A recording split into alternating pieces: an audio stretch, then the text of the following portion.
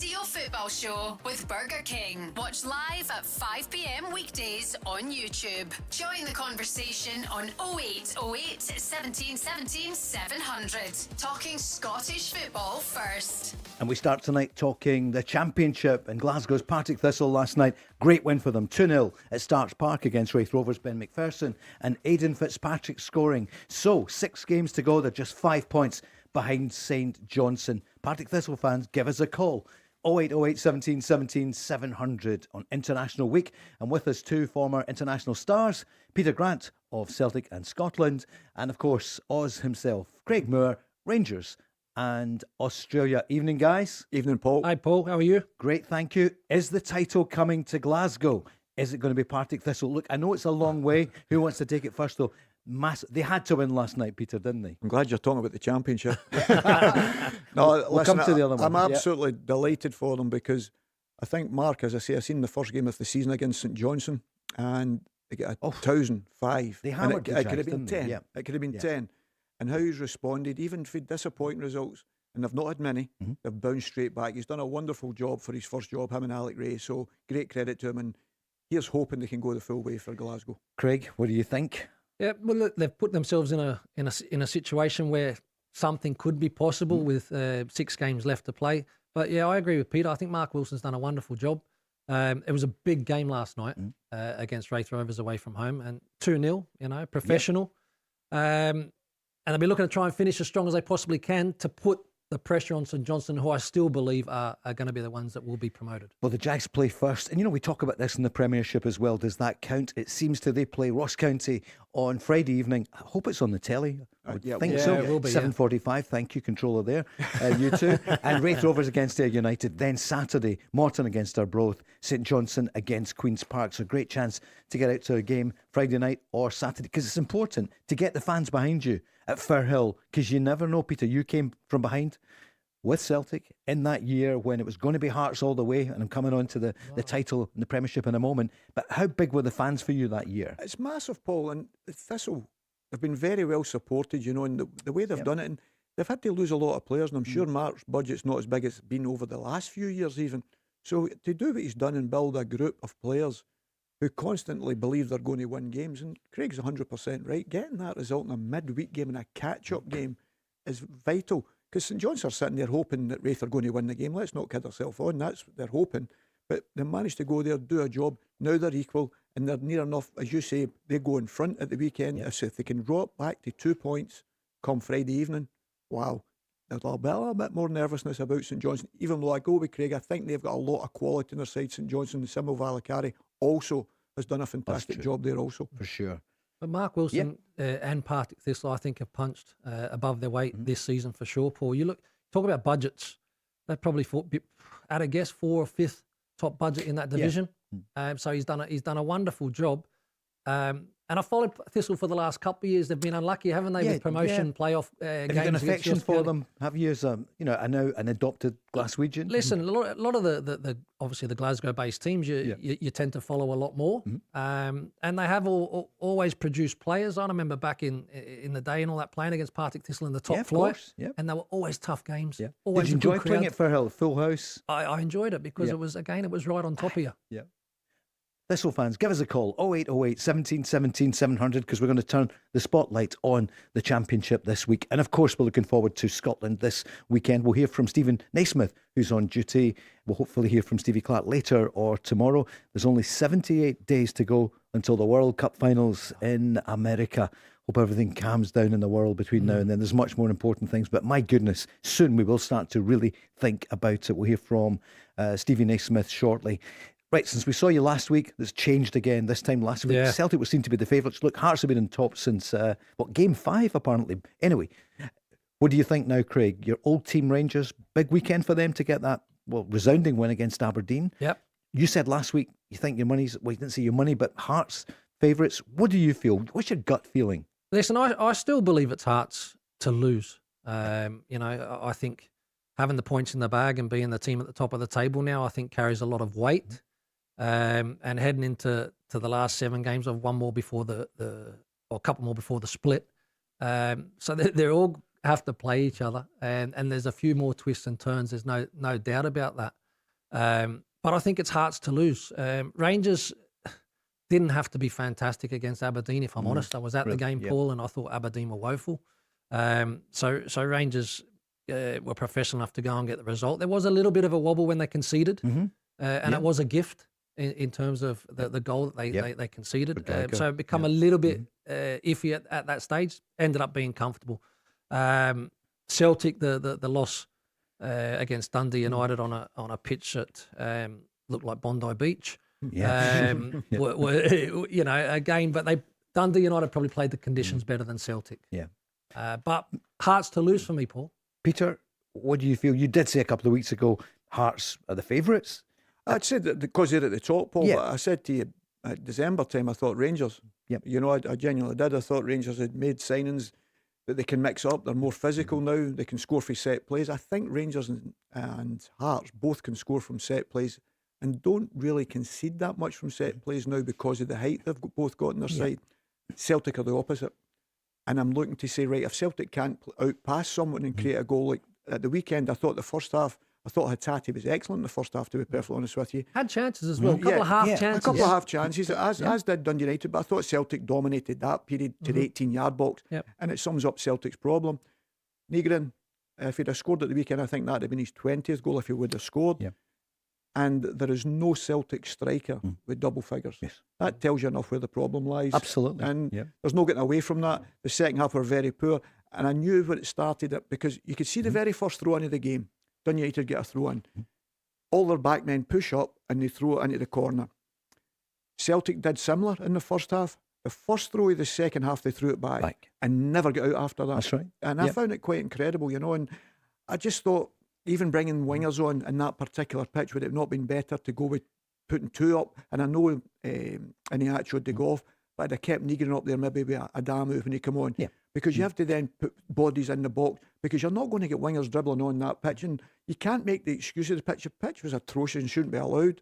You could see it wasn't watered before the game. And Jim's done all things right. Because if I was done United, I'd have done the exact same thing. Was you? Like, 100%. 100% if I was going to play against Celtic. We had quite a few callers last night saying this shouldn't be allowed, and the night before. You know, if there's snow, if there's waterlog, but such a dry pitch, so much sand, it shouldn't be allowed.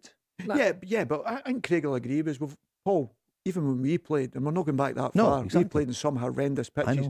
You have to find a way to win. Absolutely. You know, so Martin O'Neill was brilliant about talking about it. He said, listen, after the game, nobody will bother 3 weeks down the line what the pitch is like. And he's 100% right. You have to go there, you have to roll your sleeves up, and you have to win games of football.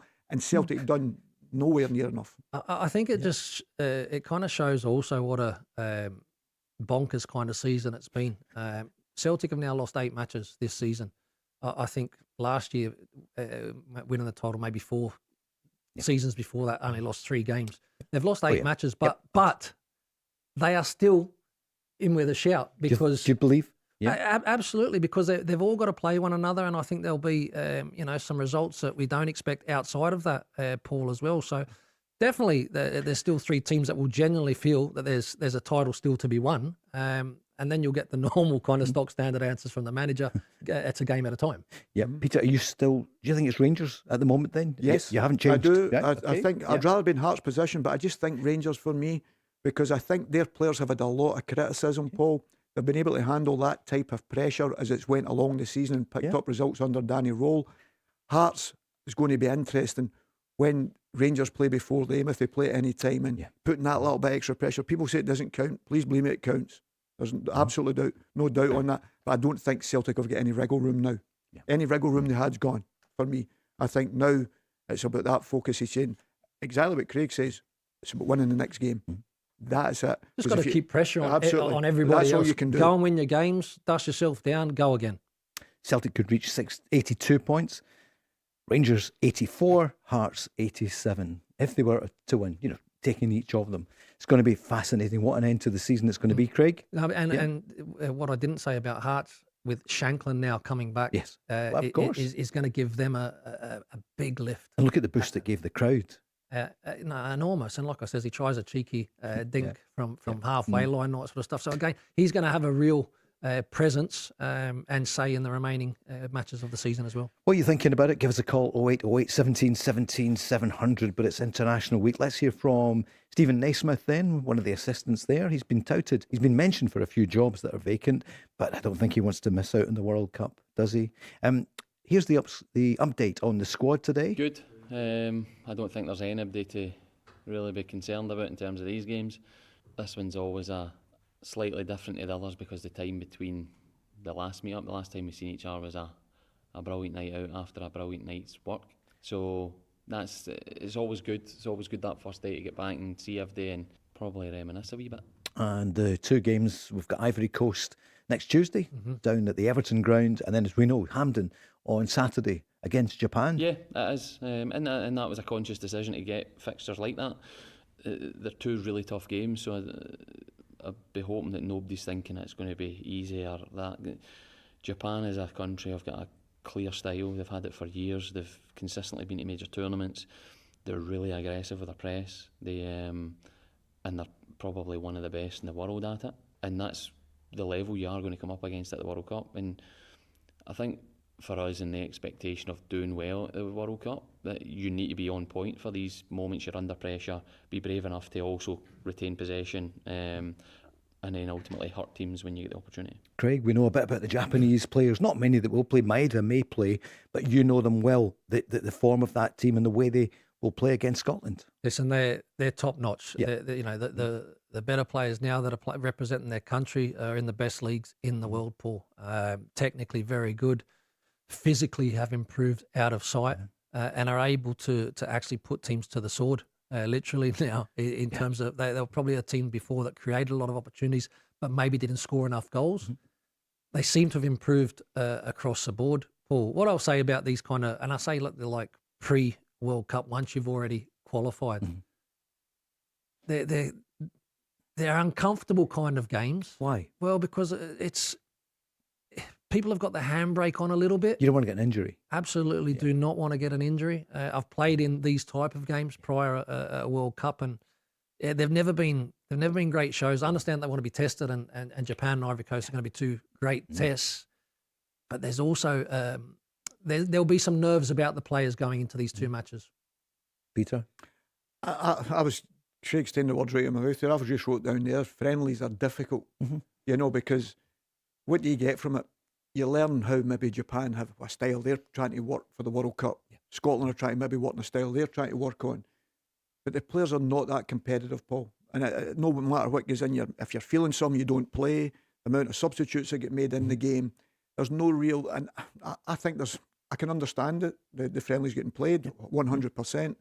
But what you take from it, because I can tell you now that I don't think there's anybody going to jump into Scotland's squad and make many changes in Stevie's thoughts. You can see that with the squad he's picked. There's not going to be people that jump in there.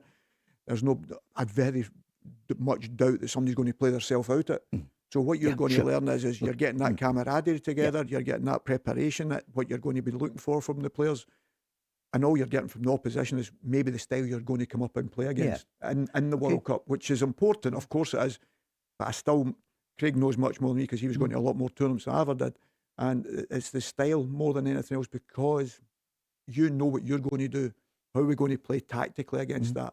And are you going to use the same players all the time? But for me, I hope there's not as many subs that goes on the pitch. Spoils the game. It drives me crazy. 0808 17 17 700 on the line is somebody who loves his football, loves his tactics. It's Stevie. Hi, Stevie. Good evening. How are we doing, guys? All right? Good. Hi, Stevie. Hi, Stevie. How are you this week? I'm all right, mate. I'm all right. Yeah. Because I'm hopefully going to get a wee bit of good news in the next couple of weeks. So, Okay. but as I said, it's one of the ones. Obviously, I heard Peter saying about the park, and I remember getting a tour of the park. Peter and you and Maestro were there, and we just played a European game, and you told me the park was like a coup field. Obviously, I mean, a wee bit more colourful, but obviously, I mean, the wee man was only young. He's not a Rangers fan, but it's nothing to do with us, but all right. So, no, but I think when you look back in the day, obviously the old clips of Scottish sport and stuff like that, Peter, there was 2 teams on that park, and Celtic, obviously, I think You know what I mean? I still say Celtic will win the league, mate. Right? I mean, there's too many big games coming up. You know what I mean? And I think Celtic have got the experience and stuff like that. You know what I mean? To get us the other line. We've got to certainly get the manager to get us the other line, guys. But when you sit and look at it and sit and say that, you heard me say the other week there, let me know that I think it was Big Kev, that it will go down to the last day. And now we're sitting 5 points behind Rangers on a couple of points, and Hearts' lead is halved and stuff like that. So it's great excitement every week when you look. So I think it's a bit petty, Peter, saying about the park, mate. And I don't mean it in a bad way, big man. And you know I've got a lot of respect for you, mate. So Peter. Obviously, Celtic 2 points behind Rangers. No, but I agree there. But I never said about the pitch. No. What I was saying about the wingers going on in the pitch. So you have to utilise the pitch. Yeah. You know, in the respect that I agree. But I'd be really disappointed if Celtic came out and said it was the pitch's fault that we lost a game. And he didn't. Just weren't good enough. Sure. You know, just weren't good enough on the day. I agree with the fact, yes, you've got a manager in place that can do that, but we've not got a striker in place that can go and... I'm turning up every week, and if Negrin's not on the pitch, I'm worrying who's going to score. Yeah. And that's a concern for me getting into this period. Peter, what in terms of the substitutions and the changes that were made on Saturday? Yeah. Well, here's what Martin O'Neill said about it. He said, I know, it just didn't work. Yeah, that is true. Yeah, we had, we changed things around, put in Rio to right back. Maybe he'd done that once before in an emergency, but it was really to get some other creative players in the field, and it didn't materialise. We just didn't create enough. I think Hatate was excellent in the first half. Yeah, I really did. I thought he handled the ball really well, no matter what the pitch was like. I thought he handled it and moved the ball quickly. I thought when he went to right back, I know what it's like. I've done that myself, but I can see the reason why Martin wanted to do that. Why was it? Because then you've got somebody that can play and pass from there. And he was thinking, well, do I put Tony Ralston on there just for that defensive type, or do I try and get a playmaker on there because maybe there was some space out there, because their wing back was going all the way back and it allowed the full back time on the ball. So I think that's the reason. Nearly scored. Yeah. I was more concerned about the wingers coming on. Yeah. Because I don't think it was a pitch for dribbling. You could see that. I can't remember connecting by anybody. James cut inside a couple of times. Wasn't it? Yeah. And that was There's it. one close. You know, so that was the only one you get away from. So it's difficult to say. The manager's sitting at the side, and I think the fact that you've got to take Aniacho and Callum McGregor off sums up Celtic's season, really. Because that is really, really difficult. And the first goal uncharacteristically came from a bad pass from the captain. Doesn't happen too often. They lost ball. Sure. And it just signalled things. There wasn't the fight back. That's what surprised many people. Dundee were 2 up in the 95th minute 7 days before and scored twice against United. There was no sense. I didn't think, Peter, did you or Craig, that they're going to do something. But that's what I'm saying, Paul. I don't have that fear factor because put it this way, you've taken Negrin off, and I'm thinking, Aniacho's not on the pitch, and I'm thinking, where's the goals? Where's the goals? We're going to hope we're going to score. You know, and that's my worry, and that's my concern getting into this period, because I could see Rangers playing as poorly, but they could score for a set play. I could see Hearts playing as poorly and score for a set play. So ask Stevie how he thinks his team are still going to win it, because I'm interested to hear your tactical knowledge, both of you, and Stevie as well, who's got the hope, which you would expect. Well, Stevie's right, because he's a Celtic supporter and he's entitled to have that belief, as I still believe. And I think sometimes we shadow that. I'm only talking about, Paul, what I think the circumstances. Celtic, even in the so-called poorer teams, always had goal scorers who scored 20 goals. By now, even in the poorer teams, course. you know, so that's a problem. I don't know what Stevie maybe sees something. Stevie, how are you going to win different. it? Sure. Sorry, Peter. No, I'm just saying, pal. I'm just saying, when you look at it and you think to yourself, well, where are we going to get the goals for? From in tight games, even if we're dominating a game, I'd never really see us scoring a goal out of nothing. So how are you going to do it, Stevie? Well, again, I agree with what you're saying, that any time that we go behind Peter, then he's trying to get that fight back and stuff like that. But I've said this, and Paul obviously can check the recordings. It's time to roll up your sleeves. Obviously, I've followed Celtic for nearly 50 years. Yes. I've seen them, the Jack and Oski, we were in, we were out, we were in, we were out. You know what I mean? So when you look at it and you sit and say, if there was a other manager in charge of Celtic, I'd be sitting going, well done Hearts, well done Rangers. It's going to be between you two.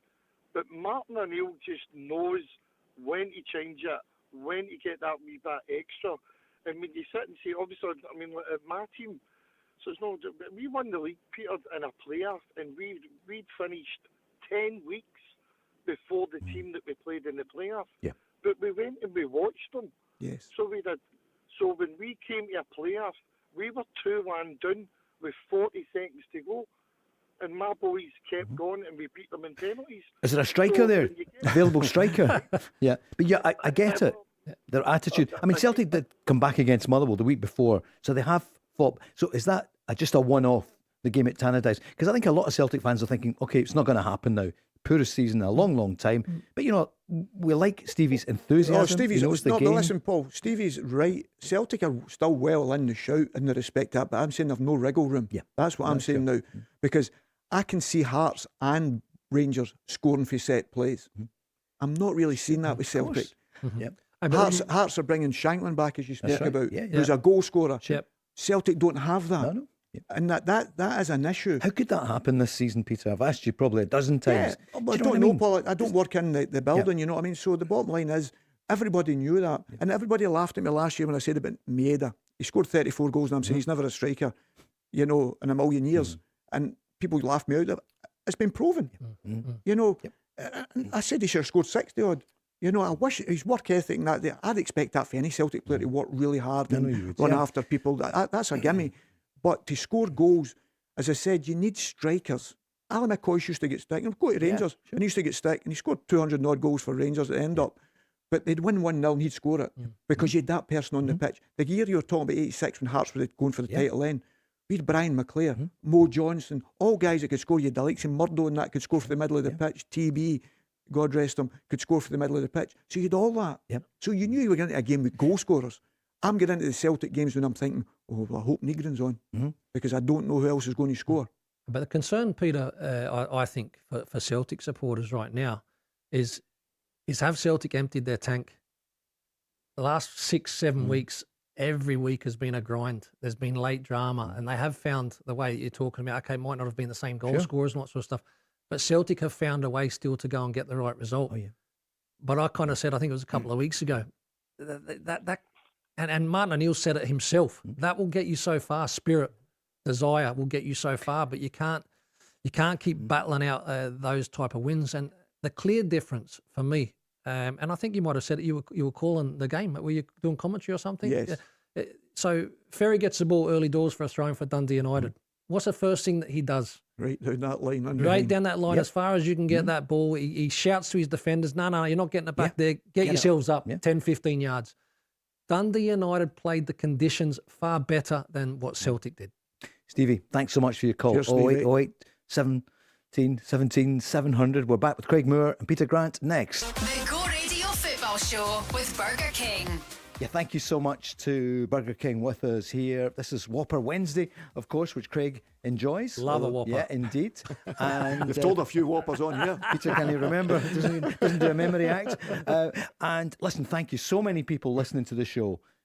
The first chance to talk football here in Glasgow in the West from 5 o'clock on every evening, Monday to Friday. But more and more people tuning in on Go Radio and also on YouTube and on Facebook as well. So, yeah, Peter. That's a surprise from there. Indeed, Well, you know. yeah. Well, tomorrow night, Kevin Kyle will be here, the former Rangers striker, Kevin. indeed. Good. And Charlie Mulgrew back tomorrow night. Big Charlie, yeah. He's panicking now about Hearts, isn't he? He is. Yeah, everything's about Hearts. Everything's, well, you know, Hearts can only lose it. He's not so sure about the crowd.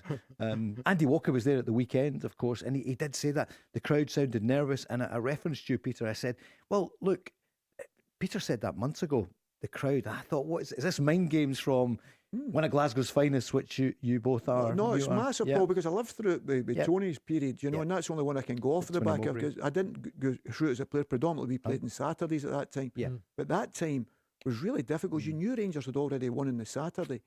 And the worst time, Paul, was, see if it was late on, and it was 0-0, and it was late on, say, and all of a sudden you're like this, right, okay, you can sense the fans getting that nervousness. There is absolutely no doubt that they want the ball played quicker, and you think, oh, well, you know, and you know on yourself, you've got to get the 3 points, 2 points. To whatever make it you was rush then. a wee bit then. Yeah, everything gets a little bit quick. then you get a bit erratic, and then you end up causing yourself problems, and it does make an effect. There is absolutely no doubt in my mind of that. Some of the headlines tonight on international football, and it's for England under 19s. Why am I mentioning it? Mikey Moore has withdrawn from the squads. Craig, I mean, he was on fire, wasn't he? You saw him firsthand at the weekend. He was lively. He was lively at the weekend. It's a medical issue, sure. is what they're saying. Rangers fans won't be unhappy. Rangers fans will be delighted with that, Paul. Yep. Get him wrapped up and make sure that Titleitis. He pulled out with titleitis. Listen, sometimes the old club v country kind of stuff at this stage of the season. Like I says, everyone that is selected, obviously delighted to play for their country and all that, Paul. But they're all at the pointy end of the season where there's just so much at stake. I'm pretty certain that Rangers maybe put a little bit of pressure there to make sure that if there was anything that he felt, that he withdraw. You played so many international games, though, for Australia. You're doing all that travelling, and I know you just absolutely... I'm not talking about Mikey Moore now, young player, wonderful young talent, just 18 years old. But you didn't miss many international games. Didn't, but I'll tell you one story, Paul. It was when Terry Venables was the national team coach, and I think we were playing in Hungary. And the condition, I was fogged in Glasgow. So I was like, by the time weather conditions improved, by the time I could potentially get to London and get my connect and flight, I just went back home. So I was like, I'm not going to make that. My error was that I then played at the weekend for Rangers, which Terry Venables wasn't overly pleased with. And the next squads that were announced, I wasn't really. I wasn't in the squad, but it was genuine. I mean, and did he know that? Did he not believe you? No. Well, I explained the situation to him, but he certainly wanted to make his point. But I tell you what, but Terry Venables, I love Terry Venables. Technically, probably one of the best, if not the best, coaches that I ever worked under. Yeah, he was top notch. Obviously, I had the national team briefly, and Crystal Palace briefly. Top notch when he come in and was invested into football. Yeah. He always had a lot of other things going on as well. Yeah. I'll tell. Indeed, yeah. He was, how will I say, Peter, a real character? Yes, he was. Typical London boy. Yeah, well, yeah. That's what you'd probably say. But a wonderful coach. You know, you forget the time he had at Barcelona. Exactly, I know. You know, unbelievable. Yeah. But he always... For younger listeners... But he always had this football about him. But even with England, when they got to the Euros... Yeah, 96. And he was probably the first one I've seen playing the back three, but playing a right back and a left back at outside centre backs. I think it was Gary Neville and Stuart Pearce, along with Tony Adams. He had a unbelievable football brain, and I used to love watching his teams. You know, and he was obviously I think he was a big plus for Gaza, wasn't he? Well, he was the man for Gaza, to be perfectly honest with you. He was one of probably two people only that could manage and handle Gascoigne, and that was Terry Venables and Walter Smith. Absolutely. Amazing. Some Celtic news, Peter. Arnie Engels could be back soon, back training. And I see Martin O'Neill told the Scotsman today that he never made an issue about the fact that Forest wanted him in January. We'd kind of forgotten about that. And he got a bit of stick from fans, didn't he? It's funny, you know, £12 million or whatever. But I think, do you feel Celtic have missed him? I told you, Paul, I'm a supporter of Arnie Engels. But I think he's played. Listen, we can be doing with him now because he makes runs in the box. And if you've got a striker like Iniacho for talking sake, he drops off, he'll run beyond you. And I just think his position's changed a little bit. He was playing more alongside Callum. And I think it taken a little bit out his game because I think when he scored a lot of goals, and I think you could still do that. We say him and Negrin that little bit advanced to Callum and McNair runs in the box. You know, you can adjust it, and then but you need goals. And I think he had that. And I think he's a very good player. He's not had his best season like everyone else, but I still think he's a quality player. And you can see that in his games, Paul, even after the Nottingham Forest thing. It didn't affect him. And I don't think, Craig will tell you, players, they got on with it, you know what I mean? They've just got to go on with it. Yes, certain guys will say, they down tools, whatever. I disagree with that. I think every player will go out there and still give his all. You know, that's my opinion. Of course. But obviously, it keeps coming back to the fact that Celtic invested a lot of money into Ernie Engels, which we get, which is not the player's issue or concern. He hasn't hit his top. There's no doubt about that. There's a lot more to come. There's a really, really good player there. I think you've seen it the first season, not so much domestically, but in the European games. Right. So he's definitely a player that still has scope.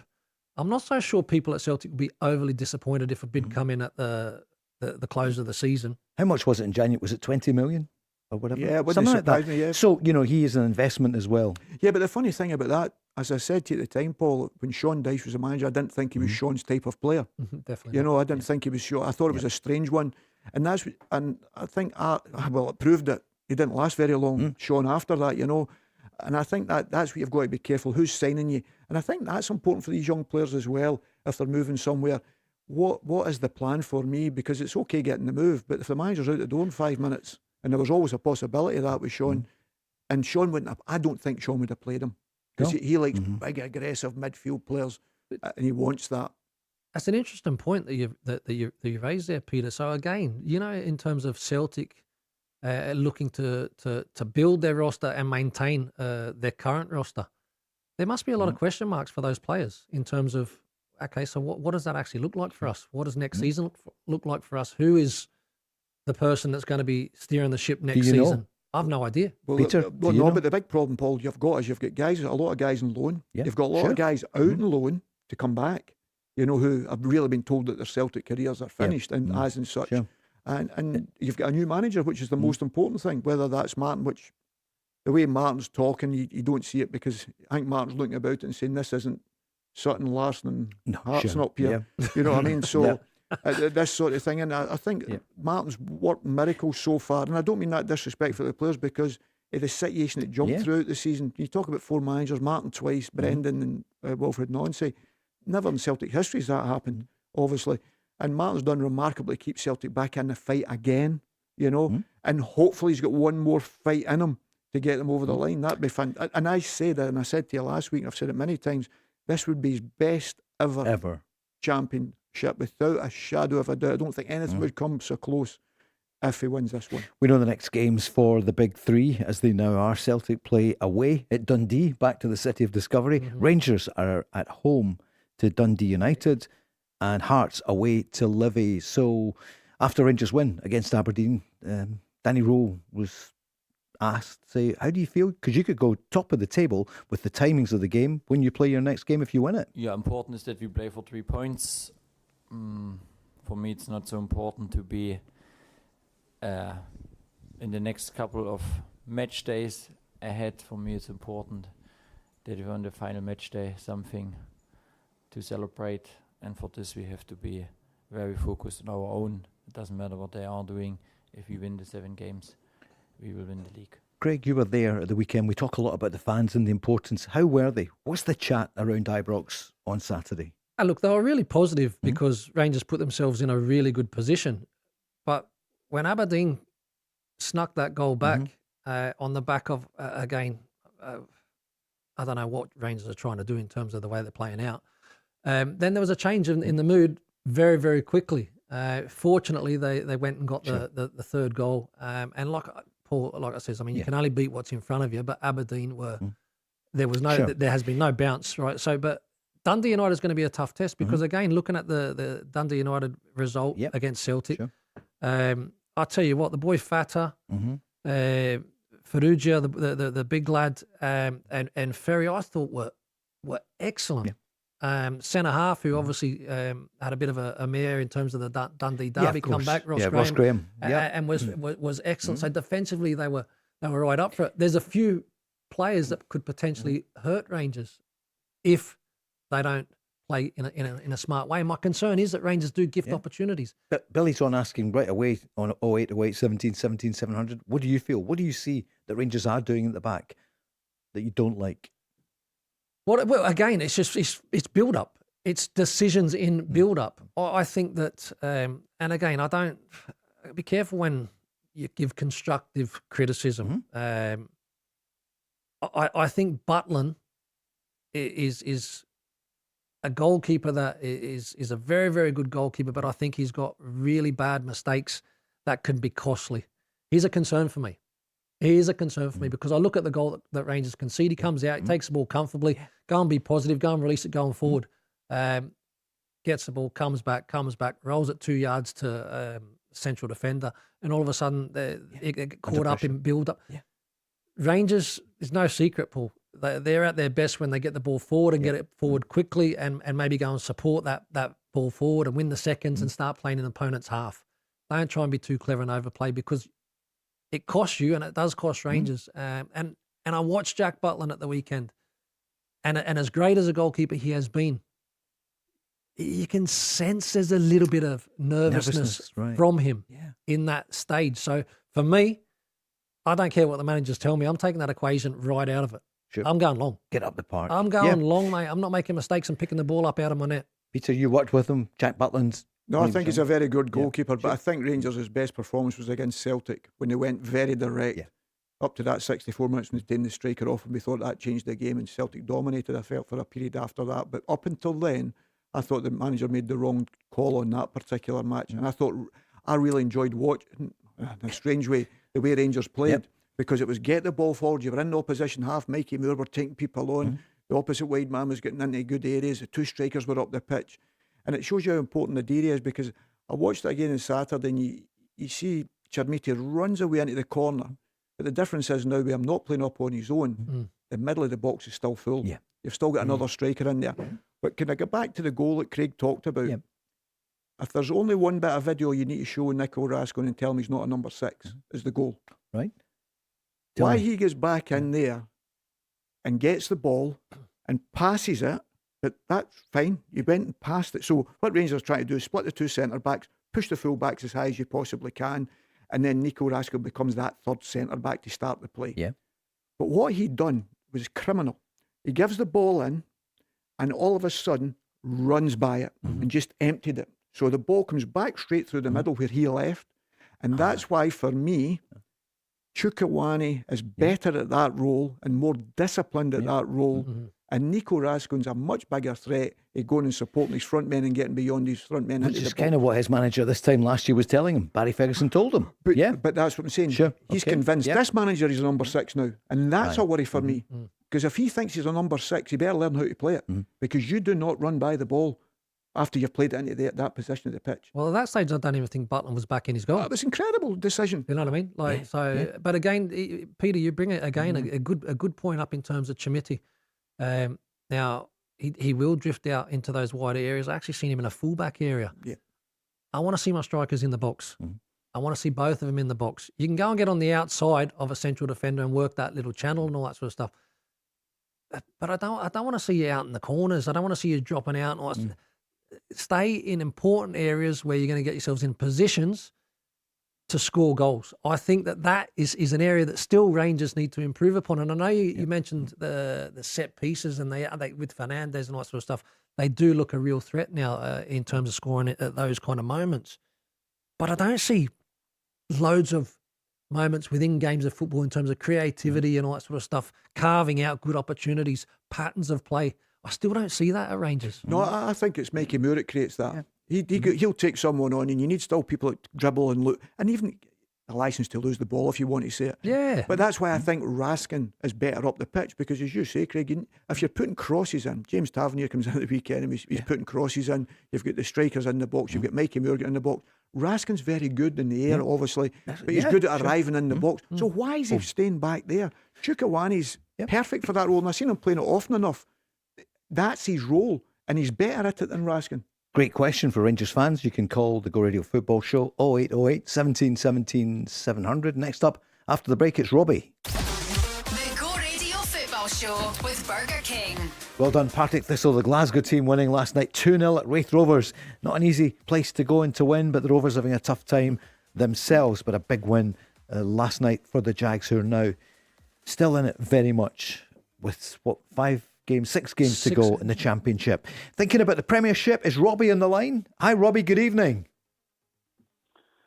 Good evening, Paul. Hi, I was just going to say that I thought the Grant and Ferguson partnership was the best, but this Grant and Moore is right on its coattails. I'm liking that. I'm liking it. Are you liking it, Robbie? Are you related to either of these two? Thanks, Robbie. No, they talk good sense, don't they? I was going to say, just want to make my point to Peter. Peter, I just want, it's just actually two. It's one on the manager and on the squad and the rebuild for next season. Now, see if you go through that squad, Peter, you're going to have guys going back that are loans, guys that are useless like Balakwisha, guys that are getting a bit older. Now, here's another thing that folk forget. Callum McGregor's going to be 33 in June. Yep. Understand he's still got maybe another couple of years. It just depends, fitness and how it's going to play out and how long he's going to last. You can't tell how he's going to look in another couple of years. But I mean, the amount of players that we've gone out, Peter, that are going to be surplus to requirements. I mean, you've got the loan players. I would be amazed if even one of them stays. Like the two strikers, I think they're going to be on the road. Is there Rocco away already? He's injured. He's injured, I know. Yeah. Yeah, there's another few ones coming back. Obviously, Cameron, Carter, Vickers, and Johnson. You've got Arahu who's going to be away. You've got Sarachi. Possibility. Sarachi, are you going to try to sign him? I'm not very sure. Young Colby Donovan's coming through. If you look at the midfield, I would actually, as much as I think Hatati's hot and cold, a lot of folk have been saying he's been really poor this season. But if you look back even further, I mean, he has been an inconsistent player. I think he's even been more inconsistent this season. But I would let him and Dyson Maeda go. There's a good. I'll say this, Peter. See, as much as you want to back up Hatai, I'll say this, right? He's been the last 2 or 3 years, ever since he came into Celtic, he's been wanting a Premiership club. There's a good reason why he's not doing there, because he's not good enough. It's that simple. Not good enough. No, that's fair, Robbie. So I'm just wanting to how big do you think this? My main point is, Peter, how big do you think this rebuild is going to be? What players do you see that will still be there next season? Who would you keep? Then I'll get on to the managers after that, Peter. So what do you think? I think this will be the biggest build I've had for many a year. There's absolutely no doubt of that, because exactly what you've said, the guys that's on loan at this moment in time, 9 times out of 10 when you go on loan, unless you're a youngster, it's curtains for you. And there's a lot of these like Lewis Palmer and all that. They've too many times, he said too many strikes, and obviously he's never really hit it off. So they'll be trying to get rid of it. But the biggest problem you have with it is who wants them? Are they willing to pay the money for them? Are they willing to pay the wages that they're getting at Celtic Park? So there's an issue there as well when these guys come back. It's not automatically, if their contracts are not up, obviously, and in most cases I don't think they are, because they don't let them out on loan predominantly if their contracts are up. So they'll probably have contracts still to run. Balakwisha's fell off the face of the earth, so we don't know where he is. You've just signed him. So that's an issue. Who's going to buy him or give you the money you paid for him? And rightfully, as you say, you've got James Forrest at a good age now, James. You've got Callum getting to a good age. You should always be looking to replace Callum. And that's why I thought Bernardo, to be perfectly honest with you, have played more games than he has done. I'm not saying he's an ideal replacement for Callum, but he's the only one I believe at Celtic at this moment in time that can play that role. Similar to Callum, I think the rest of them are not that type of player. I think he's a good interceptor, reads the game very well, and he plays that with Portugal and plays it exceptionally well when I watch a lot of his games with Portugal. So that's the biggest rebuild I've seen probably since Ange came. 2001? Yeah, even then, Paul, you still had players. 21. But you think Callum and that were a lot younger, so you still all lay him in there. Okay. And Robbie's rightfully making the point that you've got to be now, Robbie, at his age, and I've been there myself, I know what it's like. Sure. So you're getting to replace after you're 31, 32, but you should be doing that anyway. Could have Lennon Miller last year. Who's our next one? Who's our next one? And that's what you've got to do. You can't wait. You have to replace them when they're at their best. And that's what we said about bringing players in at the start of the season. When you've been champions, you always bring to galvanise the group. So why didn't they? Don't know, Paul. I don't know the answer to that question. As I say, you knew Coon. You could have told last year at January Coon was going to go. Yeah, sure. You knew Maeda was getting talked about going, and if he could have went, obviously he'd have went. And I agree you can't with Robbie. blame him. You look at Tati and that, and you'll think, well, who are they going to play with in the Premier League? And that's what I always judge it. Who are you going to play with in the Premier League? Are you quick enough? You maybe be talented enough on the ball, but as you know now, a lot of them are counter-attacking teams. And the one thing you'll not say that Rio has got is pace. But Celtic are going to have to spend 20 to 25 million pound next year, easily. Absolutely, I agree. Robbie, you'd agree? I would agree with Peter. Peter's picked up on a lot of good points here. I just want to get on to Peter with the manager. Peter, see another thing is as well, a lot of folks say this is not just Celtic, this is any manager's job at all, right? Any manager's job. It doesn't matter if there's a vacancy comes up. We as a Celtic job, because it's going to be happening in the summer, probably going to be looking for a new manager. See the amount of folk that say to me, pundits are the same and fans are all coming, all the same. Man. Example, somebody that's never managed at Celtic's level before, right? Folk will say, well, he's never managed at Celtic's level, it's a smaller club than Celtic, I wouldn't go for him. But see, at the end of the day, you'll agree with me 100%, Pierre. You've seen Graham Souness coming in at 33 into Rangers with no managerial experience, none at all. He won cups. It would have been 5-0 in a row if it wasn't for your centenary team. You had Neil Lennon coming in at Celtic.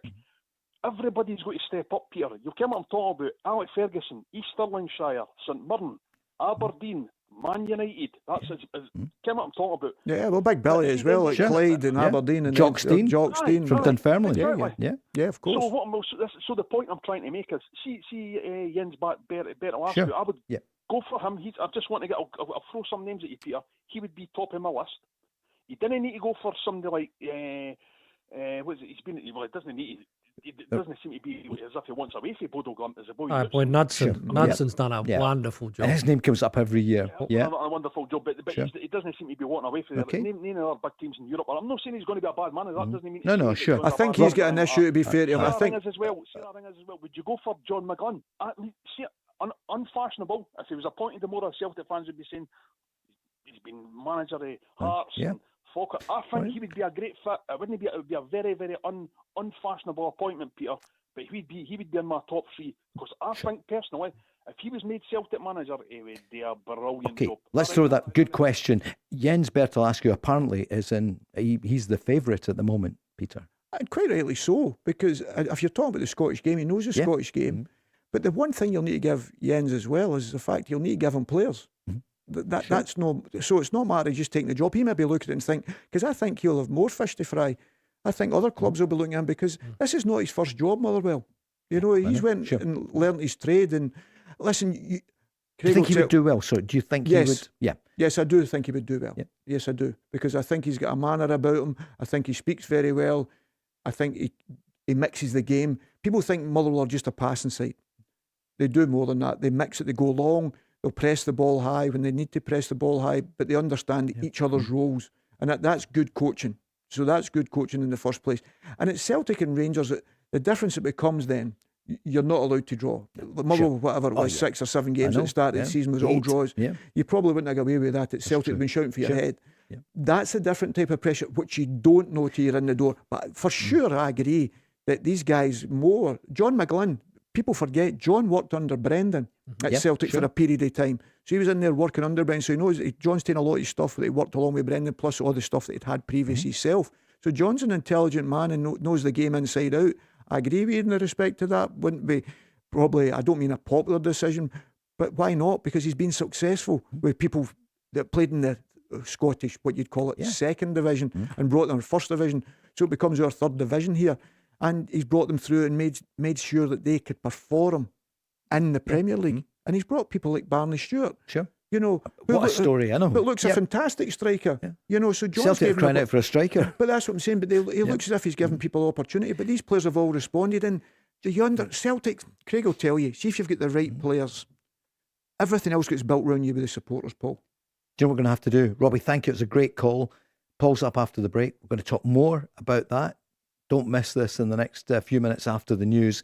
But it's 6 o'clock and the news is coming next. The Go Radio Football Show with Burger King. Watch live at 5 p.m. weekdays on YouTube. Join the conversation on 0808 1717 700. Talking Scottish football first. And counting down 78 days until the World Cup. We just can't wait. First game, of course, against Haiti, then Morocco, and then just Brazil. And then will we go to the next stage for the first time? Let's hope so. Paul's on the line, big Rangers fan, Scotland fan as well. Paul, you never know, we might go into the second phase for the first time ever in the history of your country. Good evening. Evening, Paul. Evening, Paul. Hi, Paul. Okay, pleasure. 100%. 100%. I hope keeping the faith. I think we deserve to be where we are, Paul. I think the guys have done this proud, and the Hollywood's finished, didn't they, to get there. So, no, I'm optimistic. I hope this is the year we finally do it, and great to look forward to a World Cup as well. And for the first time in many generations, isn't it, in Scotland, that we've got that. And I'm hoping, listen to your plugging your shows here, Paul, but the Hunter and Hockey show, they'll be all over it for the business point of view, because of course, the hospitality sector and everything else, it's a huge boost to society, and hopefully see some young kids wearing Scotland tops rather than France and Spain and all that stuff. Do you know what I mean? So, looking forward to it. Do you see the price of them? But you're right. It's going to be great for everybody. The build-up will be amazing.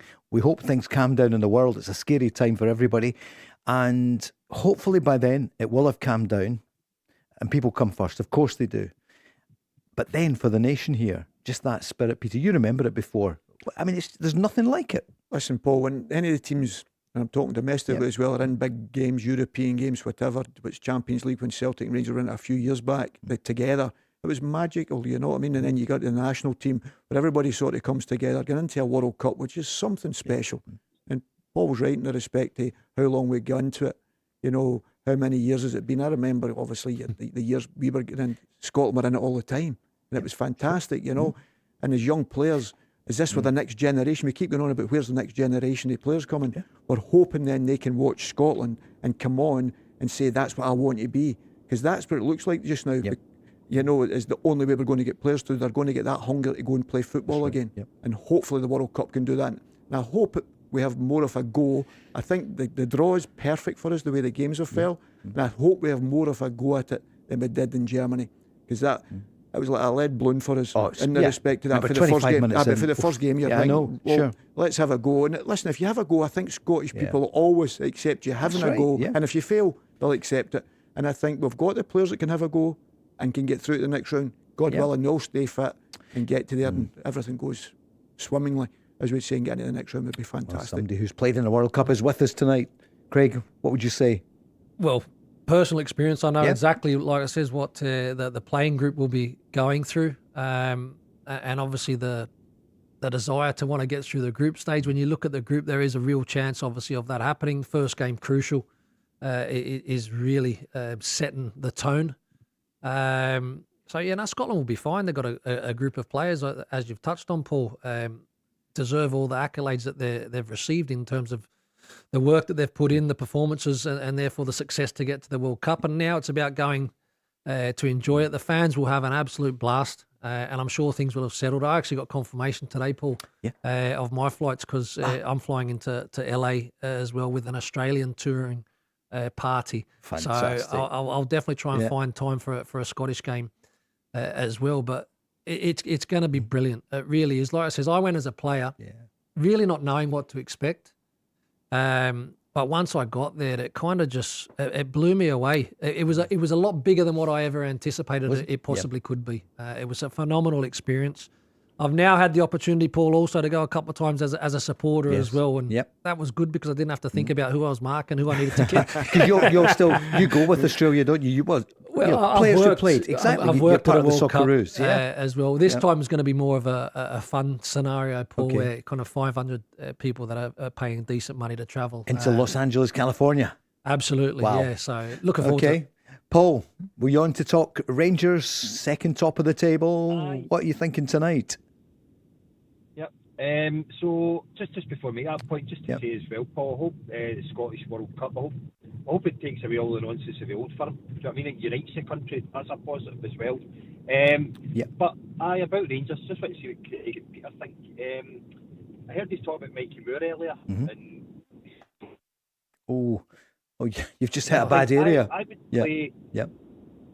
would play Scott Olsen on the right, maybe Gassama come in to the left, and Moore in the middle, in behind Nadiri and Chermiti, and basically tell them, stay in the box. I know they're doing good jobs outside the box and building play up, but they're more effective, particularly Nadiri, for what I hear.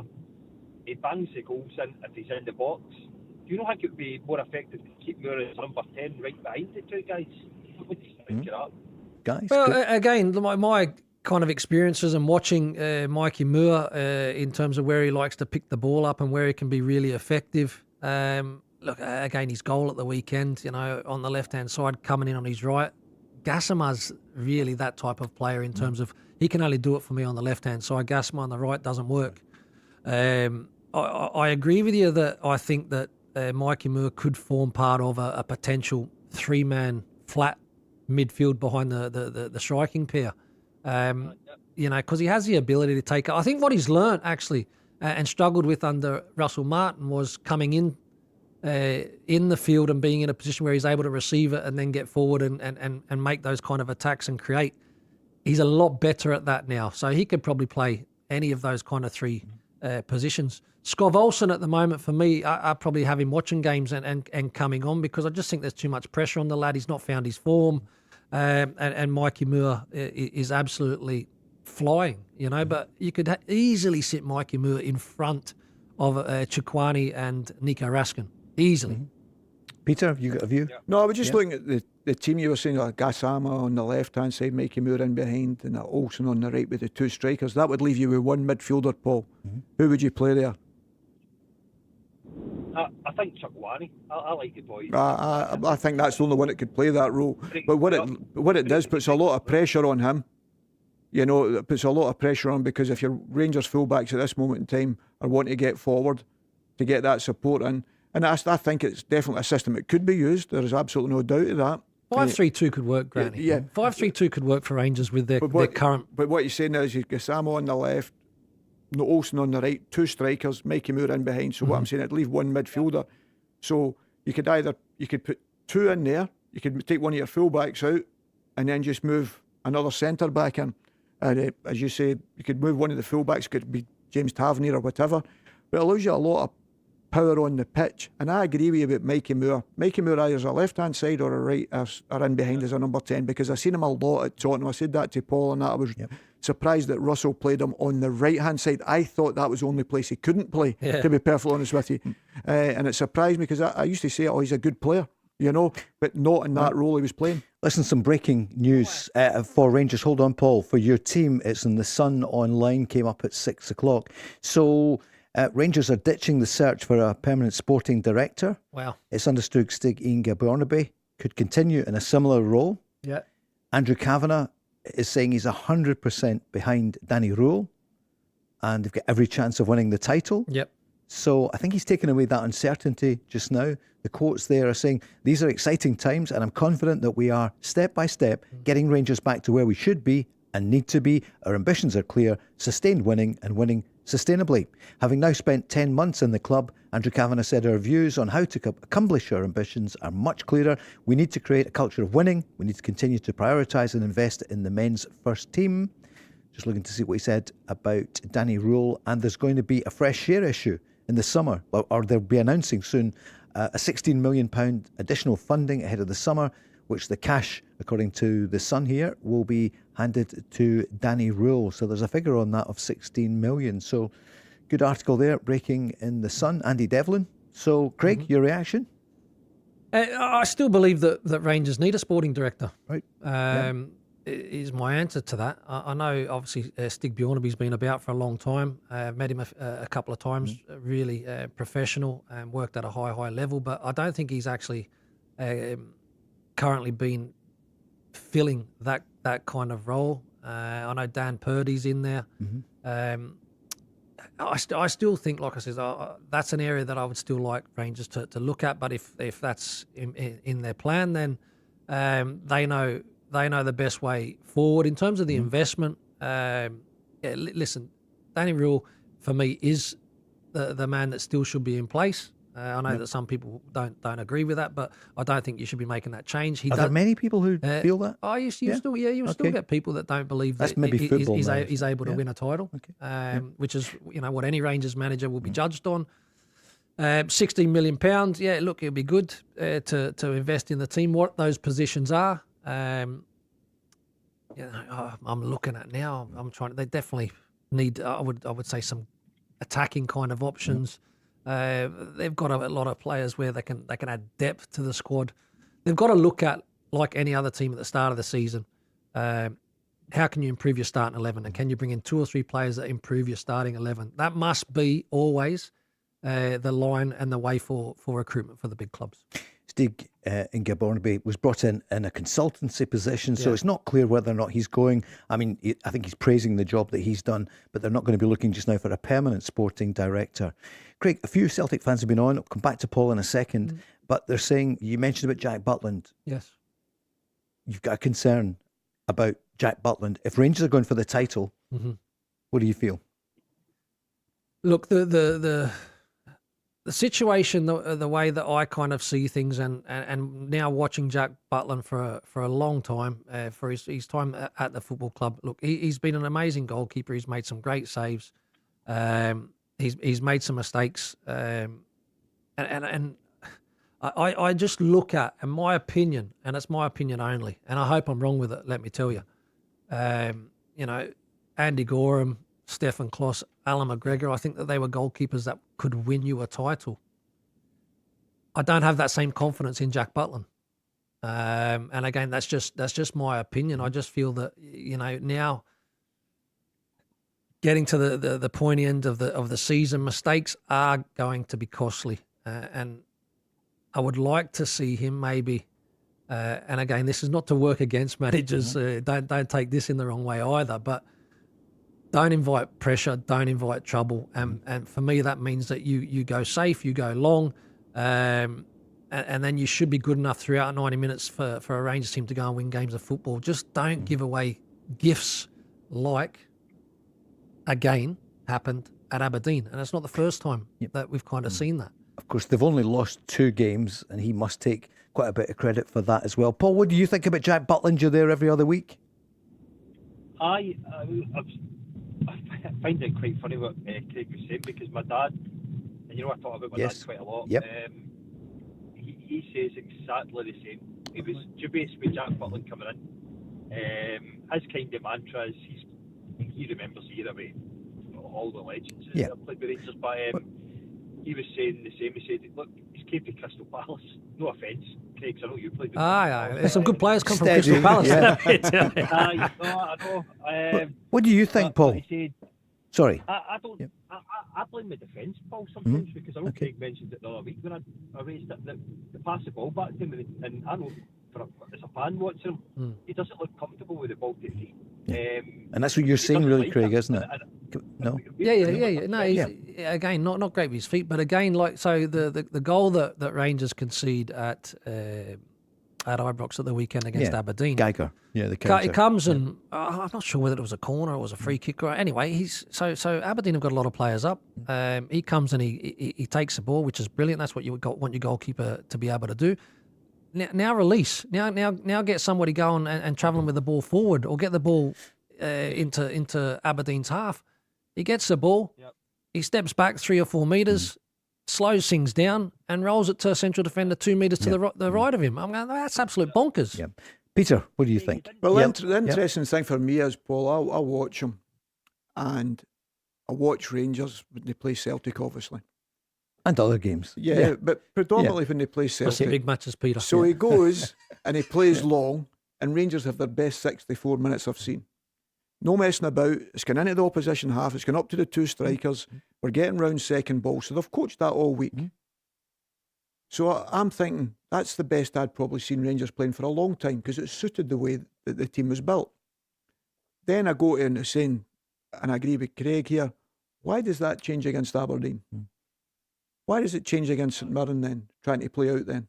Why would you do that? Did they feel the way they're set up against Rangers, it won't work the way it would against Celtic? But it doesn't matter, because they can't get up the pitch. Rangers don't have a playmaker.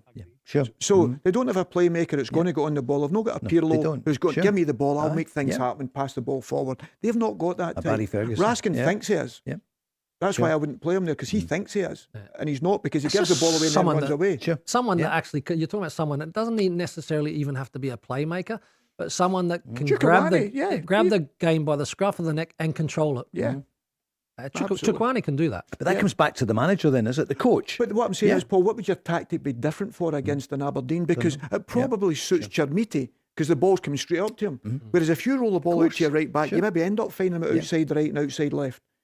Whereas if you're going direct, the amount of times that Rangers won the first header against Celtic for the second runner, for the striker, and make him out to get round the front, was unbelievable in that first 64 minutes. And that's why I thought in that particular game that Danny Rowe made a mistake of taking the striker off, Nadiri. Because then people say to me, but he's got a knee problem. Has he? But the next game he played the full extra time and everything. So no excuse. The manager made a mistake, and I think it came back to haunt them in that particular match. And I think, why not do that as their strength and say Rangers are a better team when they get in the opposition's half, and takes away that problem that Craig's talking about, because Jack Butland's a very good goalkeeper. There is no doubt of that.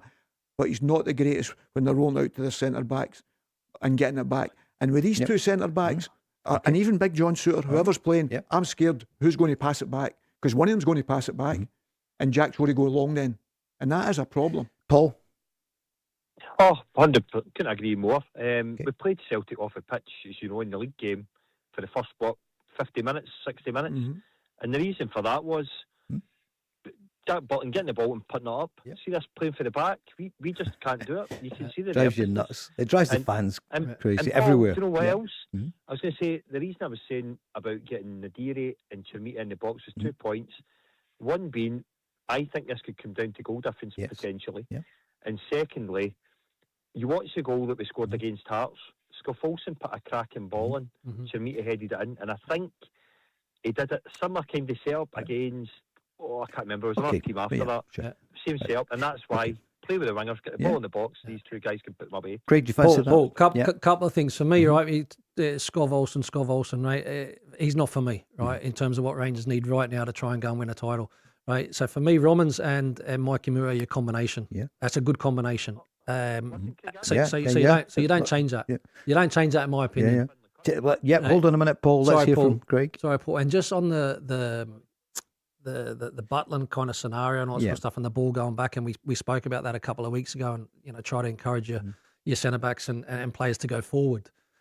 As good as what Fernandez is, he's got this kind of swagger.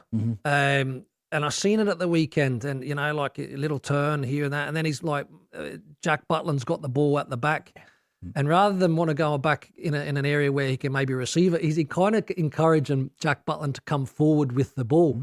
So again, I think maybe players knowing strengths and weaknesses of other players is really, really important. Ask people what they can do, what they can't do, because otherwise you find yourself in a situation where a game can change and turn on its head in a split second. Well, see, on that, Craig, you remember the one with Fernandez, Paul, in the first half?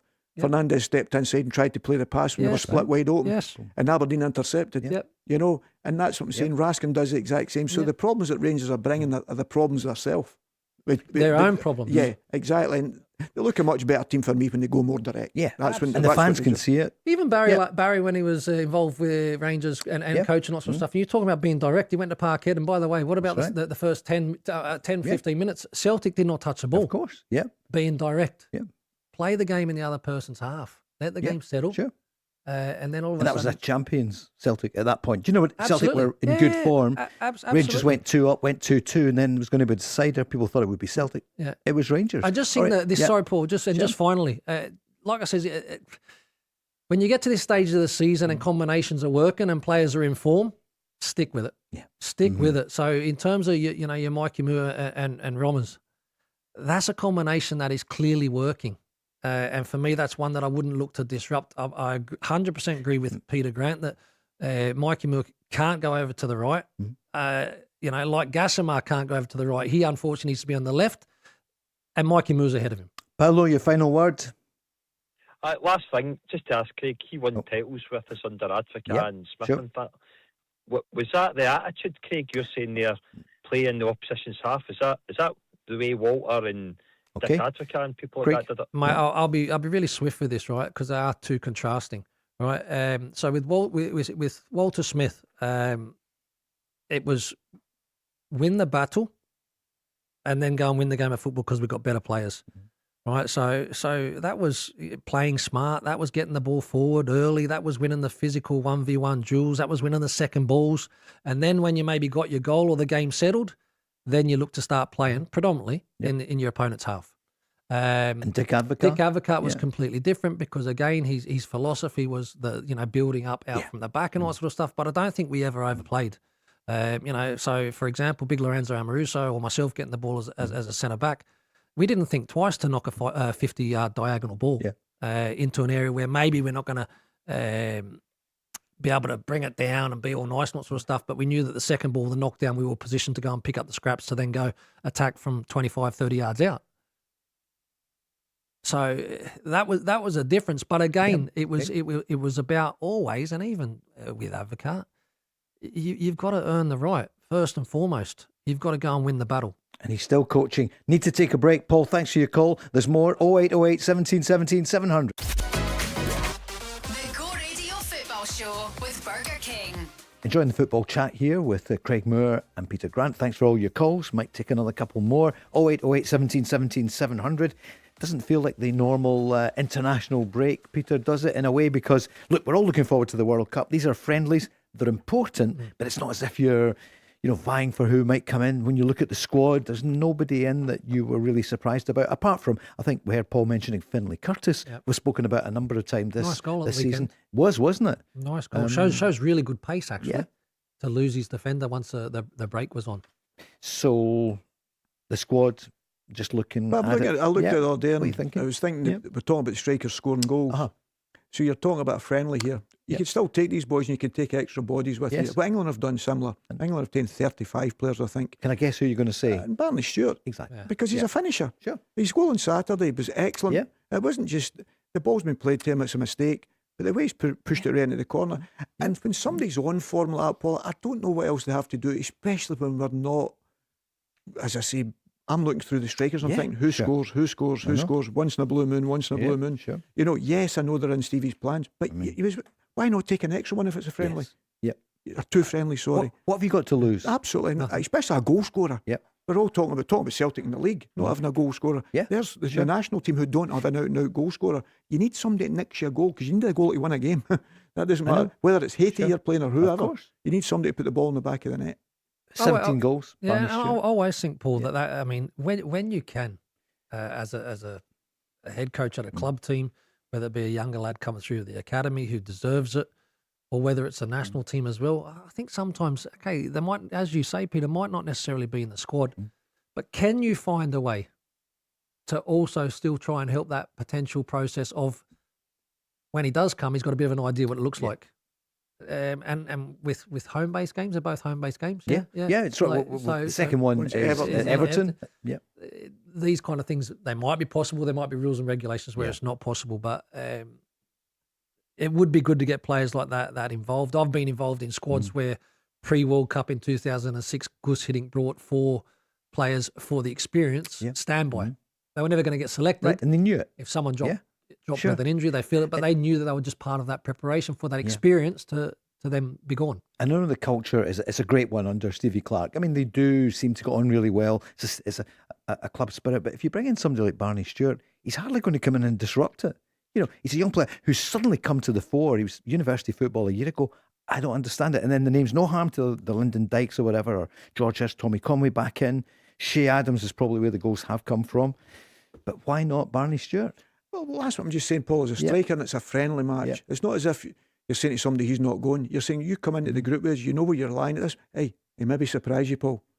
He maybe surprise you. And all of a sudden he does get in your group. Sure. It's not as if you're asking him to take 5 or 6 players and leave other guys out, because I can understand. See, when people talk about Craig Halkett last week about not being in it, I can understand the argument about him not being in there.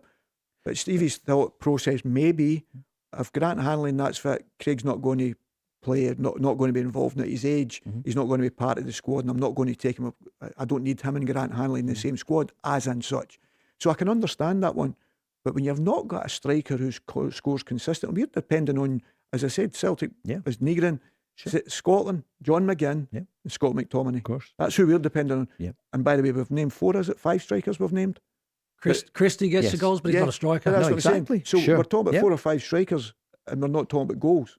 And that's why I'm saying, is there not a wee place to come and say, listen, come and involve these 2 friendlies, and you maybe learn something about the kid as well. And we maybe need them in the future. Let's hear a bit from Stevie Naismith then, speaking to the media. He's one of the Scotland coaches, of course. Selecting a squad even for the qualifiers has been tough, because we've probably got a core group of older players who, if they're fit and ready, they'll be here. But below that, there's a lot of variation in terms of players who could come in. You look at some of the names that have missed out, whether it be through injury or unfortunately not to be selected.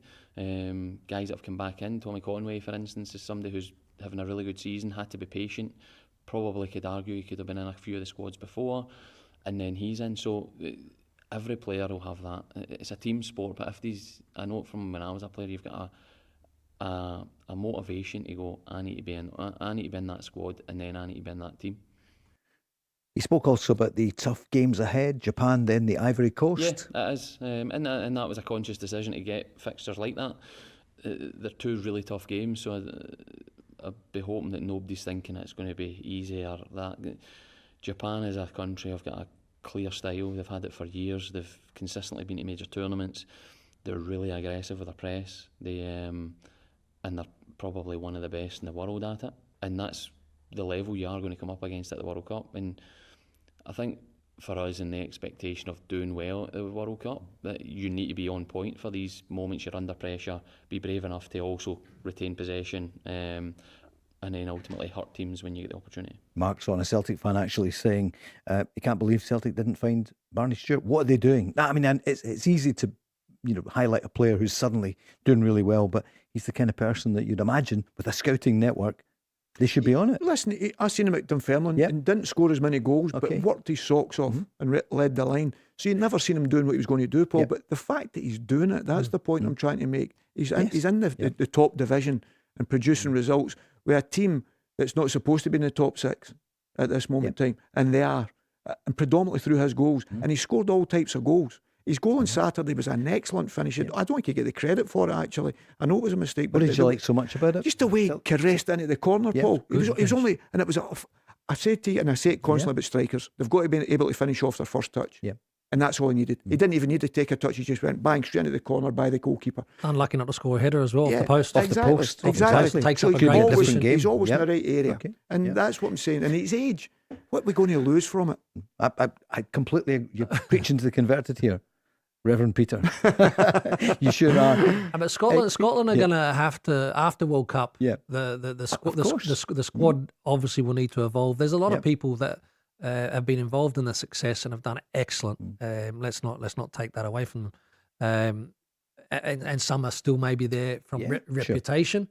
But eventually, after the World Cup, it is going to be a clean slate for a lot of shifting parts. Can we call them our golden generation? Absolutely. The Andy Robertsons, the John McGinns, I don't know, Scott because McTominay. back in Scotland, back in the early remember they said days that in England, didn't they, about the young players and the Beckhams and all that. This is for people in the last 30 years. This is a golden generation. Yeah, well, I would say that for the reason, Paul, because most of them that went down south were all playing. Yes. Or whatever they were playing, most of the boys were playing games. They weren't substitutes for these clubs, and that was the biggest thing that you had in your favour.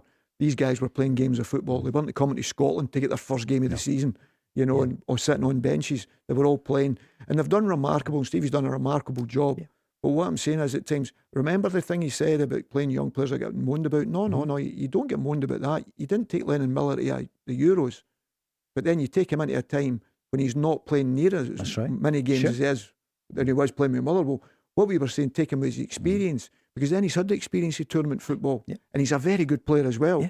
So now all of a sudden he could be a starter for you, and that's the way football works. So we're talking about that experience was there for him at the time, because I can guarantee there'll be players go to that and they'll know they'll be lucky to see over the white line. So you'd know that before they go. But they've been very good servants for Stevie and done exceptionally well for him when they've been called upon. But they may not play a moment, and you know that. So that's what I'm talking about, these young players, especially in 2 friendlies. When a lot of players, it'll be interesting to see how many of the full squad turn up, the injuries and whatever, through this period, because clubs will be wanting them to stay because it's friendlies, Paul. And the clubs have such a massive say. It was dementing at the time. Well, look at Aston Villa, how they missed John McGinn. Absolutely. Now that he's back. Another goal at the weekend, and what a peach. And he's just back, John, and I know John's desperate to play for his national team. He's got a great pride in it, and John will probably tell him where to go. I understand that, but there is a pressure comes now with the national team from the clubs. With the times that that's always been there. That's always been there. Club v Country lost me the armband at Rangers. It did it? Lost the captaincy. Is that right? Yeah. Because you were going to... Well, I decided to go to the Olympics back in 2004. Rangers previously had tried to sell me. And you didn't want to go? Well, in terms of the Olympics, I missed in '96 because I broke my foot actually in the game against Celtic, so I missed it as an underage 23s. Okay. So I had the opportunity to go as an older player, Paul, in 2004 in Athens. I made the decision to go. Alex McLeish, and I've spoken to Alex about it with no hard feelings. It is what it is, you know what I mean? But Rangers had tried to sell me before that, and then all of a sudden, no, you can't leave. I'm like, I'm going. Come on, Gaffer. I'm going. So I went and captained the national team at the Olympics. Some Rangers fans, and you will be listening, some never ever forgiven me for it. But like I says, I was on the way out at the football club anyway. Really important, my psyche, my way of thinking. Know when to hand the baton on. Because there's a time and a place where you've done your bit at a football club and it's time to go. And then you wish the next group of players every success. Yeah. That's the way I thought. And we're talking about handing on the baton. Will Stevie Clarke be handing on the baton? Will he have the chance? I see the papers today, they're saying that, he'll probably... Well, let's hear what Stevie Naismith, who works for Stevie Clarke, what he had to say about this in the manager. He's really good. I've been fortunate. When I was first a coach, I get to learn from him in this environment, which was brilliant. And I think personality-wise, there's similarities with me, so I've picked up a lot from him. I've also picked up a lot from Al Irvin, who, again, I've worked with a lot as a player. With all these guys, seeing behind the curtain and being involved in that is the biggest learning you can get. I think that just being around people that are really good at their job is probably the best way I learn. Yeah, this environment gives me that, so it has been really good, but there's loads of, and I say we've touched on the manager and the coaches, but every aspect of a football club now is massively important. So getting to see that's invaluable for me. Peter, what do you think is going to happen? You'd hear Stevie Clarke's interview the other day talking about it. There'd be an informal chat with Ian Maxwell. What's your view, do you think? Well, as I said to you, Paul, at the time, he can't be sitting there hoping that a club side's going to come in from or the national team. He's got to make a decision. What does he want to do? And that's the question I'd be asking him. Do you want to be the manager of Scotland if the situation arises? Or are you going to say, well, I'm waiting? Well, I can't be sitting there saying, well, I'm waiting a club side coming in. Yeah. The national team, for me, must be the highest accolade to be a manager. There is no doubt of that. But I can understand, I love the day-to-day involvement of a club, Paul. Yeah. So I can understand Stevie's side of it. But that's not his choice now. If he goes and be successful with Scotland, well, I've got a chance to be a club manager now because people will come in for me. If he's not successful at World Cup, I don't think he'll have a choice anyway. Because people will say, well, that's the second one we went to. And that's how fickle football is.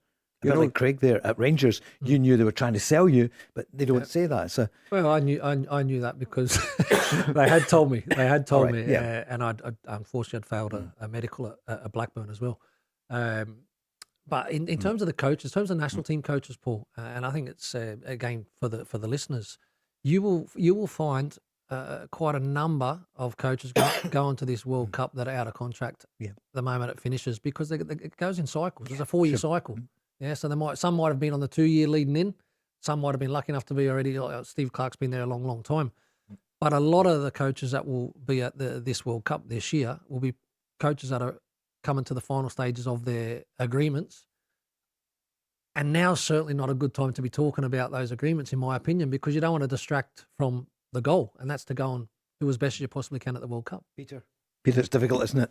Damned if you do and damned if you don't. Well, the problem you get, if he doesn't have a good World Cup, because everybody's saying, the way it's fell for us, Haiti, Morocco, Brazil, perfect, and it's never like that, Paul. That's when you end up falling your backside. So we know that. But if it doesn't work out, you know what the Scottish supporters will be like. It needs to change. Yep. That's the way they are. Yep. And maybe that's why Stevie, even looking at the players, we're saying, I should bring this young player in. And Stevie's maybe not even thinking that. I said, well, hold on a minute. This is my last hurrah.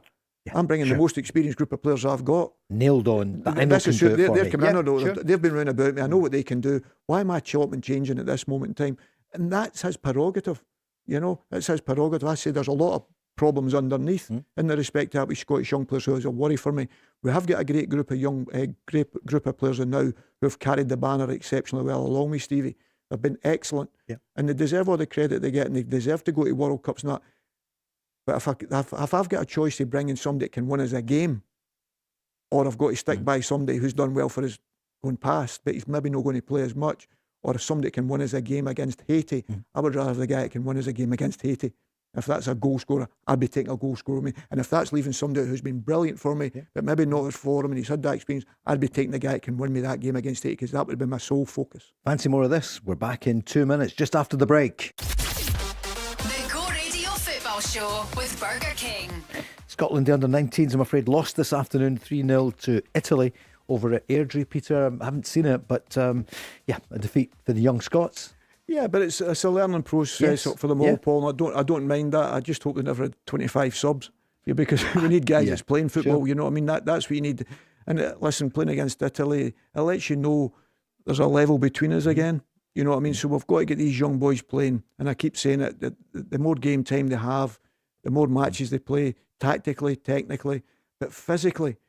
We're talking about Callum McGregor earlier on. Where are you going to get the Callum McGregors who can play 90 minutes consistently or 100 minutes, what it is nowadays, can do it consistently if they're not playing enough games at youth level and young level? Because that's when the power gets put into your leg. That's what I genuinely believe.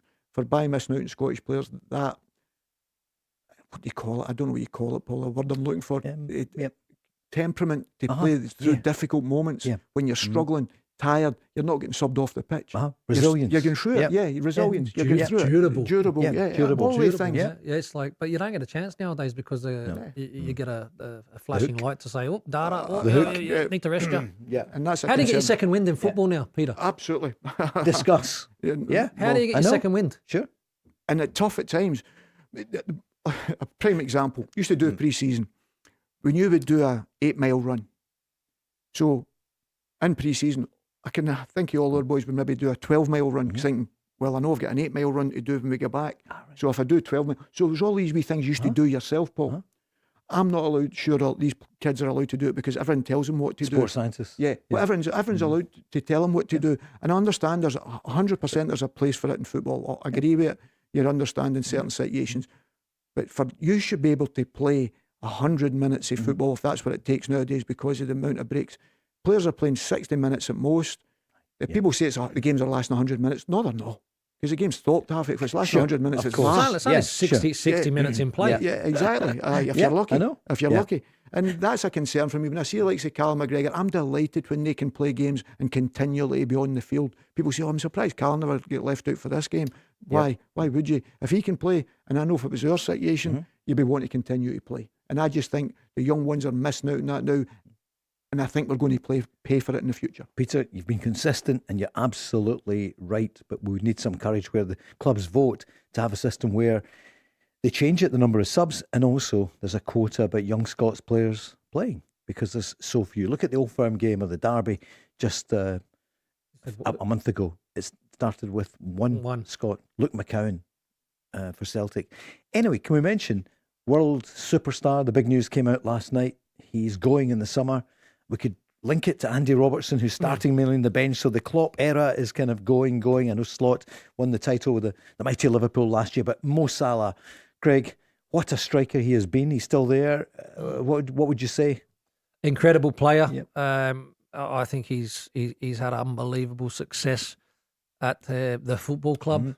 I think it's probably a very strange time for the announcement, but for whatever reason, has come out there now. But Mohamed Salah, in terms of a player, phenomenal.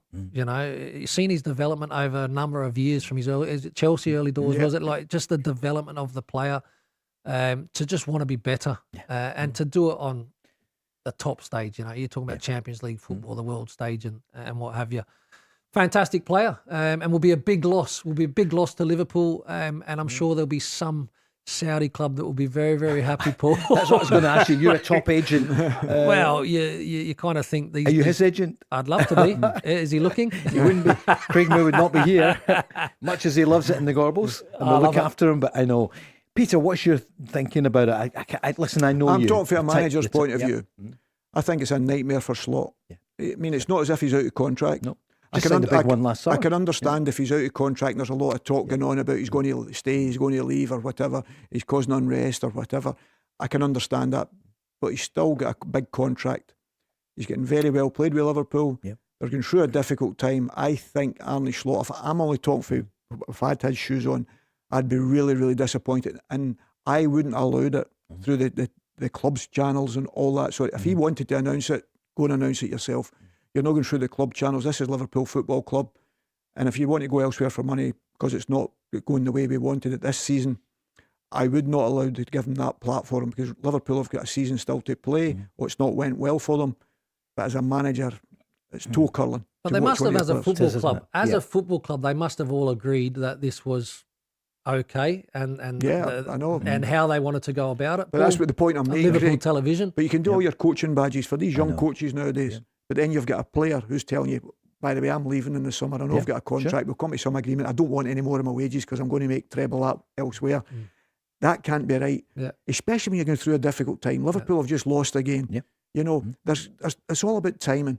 And I just think it's very, very selfish. For how good a player he is, I think it's very selfish. By the way, it's not the first time. You know, it's not the first time dummies come out the pram, you know what I mean, sort of thing. So I'm very much against it. 281 goals and contribution for Liverpool. But what about your teammates as well? And Andy Robertson's one of them. Look at him, he's lost his place this season. He still plays, he's only 31. We all know we're all Andy Robertson fans as Scots, and why not?